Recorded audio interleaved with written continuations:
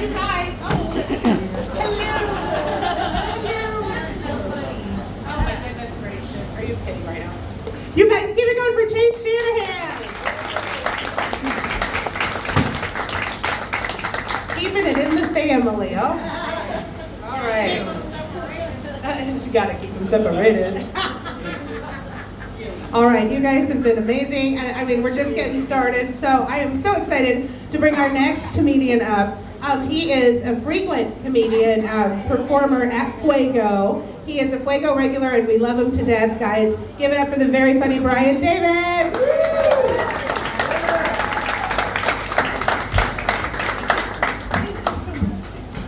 Hello, thank you guys for coming out here. I would like to start this night out telling you guys, taking you guys back to 2003 with me. I like to call this story, What Red Flags? So, it's 2003, I'm sitting in my mom's 1996 Buick Skylark with my love Daisy next to me in the passenger seat. And we're just talking and admiring our new home. It was a $2,700 1970 mobile home, single wide, that we were renting to own from a mutual stripper friend of ours. Yes, the credit was good. Yeah, folks, the credit was good. Anyway, to give you a little backstory on Daisy, she was 24 years old. She had 2 kids. Her favorite TV show was Cheaters.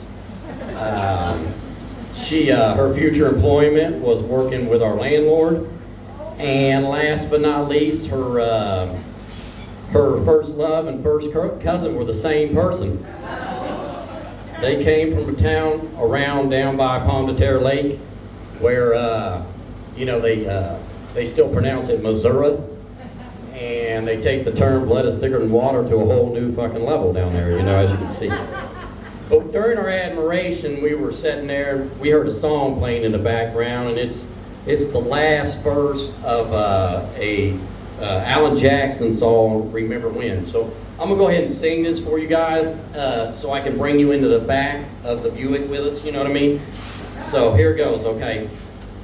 Remember when you said when we turned gray and the children grew up and moved away, we won't be sad, we'll be glad for all the life we had, and we'll remember when. Okay. You guys are welcome for that. Okay, little tree. No wonder that bitch left me, right? But right as I was done, Daisy looks at me from the side like this from the passenger seat. She's like, Brian, have you ever had a song remind you of somebody so much? And I was looking, she was a heavy smoker, by the way. I said, yeah, of course I've had a song remind me of somebody so much, And I was like, thinking, this bitch is dying. She wants to be with me. I got her, And then she looks at me and she says, well, that song reminds me of Jesse and our kids. Now I'm tilting my head like, bitch, here I am trying to give you the life of your dreams and you're still thinking about fucking your first cousin? I wish you'd have told me that shit before I paid off the Rent-A-Center fridge, God damn it, So I told my wife that story and she said, how could you date somebody who was fucking her cousin? And I guess that's a reasonable question if you got morals and stuff. But in my defense, from the age of 18 to 27, I had spent 5.5 years of my life incarcerated.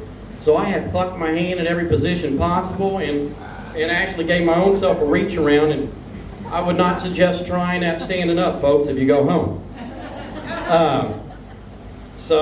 Anyway, and I also, you know what, it wasn't my fucking cousin, you know what I mean? Plus, if a man is willing to risk humiliation for the rest of his life and hear, you fucked your first cousin and had kids with him, are they slow? The pussy has to be good, you know what I mean? Damn it. So, I like to look at things in a positive light, so don't go judging them 2 cousin fuckers. They're going to save them special ed kids a lot of money when it came to building their tree on Ancestry, you know what I mean? Goddamn thing went back 250 years and it wasn't no bigger than a Japanese fucking maple, Yes, it's one of them, not only the apples didn't fall far from the tree, the dicks didn't either, you know what I mean? So, anyway, speaking of women and trailers and beer and prison, I'm not going to sing another song. No country songs. Anyway, my wife, I woke up to her one morning and she was looking at me from the side, you know, that same look from her pillow. And she had a stern look on her face, and I was like, oh shit, you know. I was pretty convinced that she wasn't fucking her first cousin, so I went ahead and said, what's wrong, babe? Everything okay? And she's like, no, I'm mad at you. And I was like, okay. She said, well, I had a dream last night that you left me for a tattooed white girl and was living in a trailer with a washer and dryer in the kitchen. Well, I thought, how fucking convenient.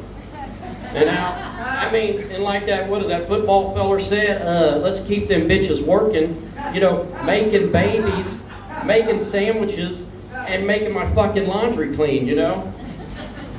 Anyway, she went on with the dream, and she said, so I came over to your house and I took a shit in your sink. And your 4-year-old granddaughter handed me some wipes, you know? I was like, okay. So I looked back at her and I was like, as serious as possible. I said, was it a nice trailer? You know, after the laughter stopped from her stripes, she said, yeah, it was a double wide. So you guys just keep manifesting your dreams out there, you know? Something else, let me get a little drink here, a little porridge. Thank you. Next, I'm about to turn 50 in July. So, yeah, my wife has been giving me shit about my eyesight, you know. And one morning it all came to a head when we decided to do some late morning sex, you know. She hopped out of bed and turned the light out and, you know, put her pants down all sexy like one of them, you know. Actually, she was doing the hopping and shit, you know, trying to get the pants. And then she got back into bed. And at our age, we ain't got time or the stamina for the foreplay. So if it takes you that long, you're probably doing it wrong anyway, you know?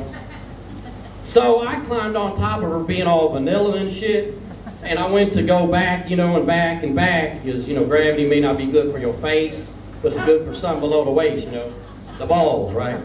So I went to return thrust and to consummate our brunch date, and I instantly regretted it when it felt like I was fucking a screen door. Yeah, folks, she still had on her underwear. She busted up laughing. She said, that's the last straw, you're getting your eyes checked. And I looked at her as serious as possible and I said, we should have been wearing skin tone underwear. She said, they're fucking maroon, you know.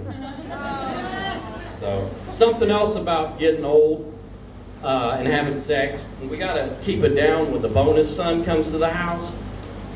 You know, because his room's right below us, and it's not that we're beating up the headboards or we're both screamers. I mean, could you imagine me looking down at you screaming, you know, fucking have some type of fucking Freddy Krueger flashback, you know, come for me, daddy, you know, or what's my favorite one? How's that for a wet dream? It's like, and it's nothing better to have someone tell you you look like a burn victim that fucks kids. Thanks, guys, you know. Thank you, man. Why couldn't Robert Englund fucking try it out for the Terminator or goddamn Indiana Jones? You know, we could have been action stars, son of a bitch. But the issue is there's no insulation between the floorboard, you know, or the floor joists and stuff.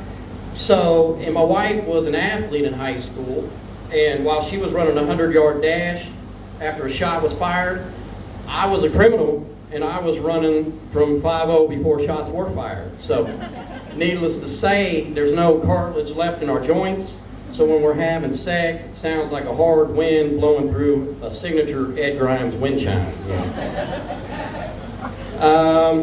One more thing I had. So, tell you a little bit about a couple rainbow fist bumping bitches in my house. First one is my daughter Charlie. She's 18 years old, and she likes the ladies. She is on a different spectrum of the gay Dewey Decimal System than my youngest daughter at the house, you know. And I say that because one day me and Charlie were out riding around, and she seen this sign. She said, Dad, what's Pride Cleaners? And no hesitation, I said, well, that's where they go to wash away all the gay. Now, me and her laughed for like 10 minutes. But if I had said the same joke to Adrian, she would have went into a 10-minute rant about how she had been fighting against conversion camps since she was 5 years old and wouldn't be too far from the truth, you know. Adrian is pansexual, And when I first heard it, I thought she said pansexual, Oh. you know? And I was like, what the fuck is wrong with these people? Are they lathering their bodies in this shit, you know? Are they huffing it and fucking? Why couldn't they blow crack smoking buttholes like we did back in my day, you know what I mean? Keep it real, you know? And then I was like, well, you know, I do kind of like that butter flavor. Maybe I'm pansexual too, you know? And then I Googled it and that was not the fucking case. But I feel like I may have just created a new porn category. So if you guys go on Pornhub, do not click on Pam compilation. It's just me and they're lathering up with 4 different flavors of aerosol. You know. Anyway, one day Adrian came to us and she said she wanted us to start calling her Gino. And we're like, okay. And at the time, she had a friend that was born with a vagina, if that's all right to say. It went by Wilbur. And my only problem with this conversation was their choice in fucking names. I was like, are you guys, so you're telling me you're a couple of gay redneck white boys? You know, what the hell? And it didn't take too much convincing after seeing the skull ring start forming in her Wrangler jeans that she was trying out for West Side Story to convince me that Gina was her name, you know, so. That's all I got, folks. Thank you very much for the day.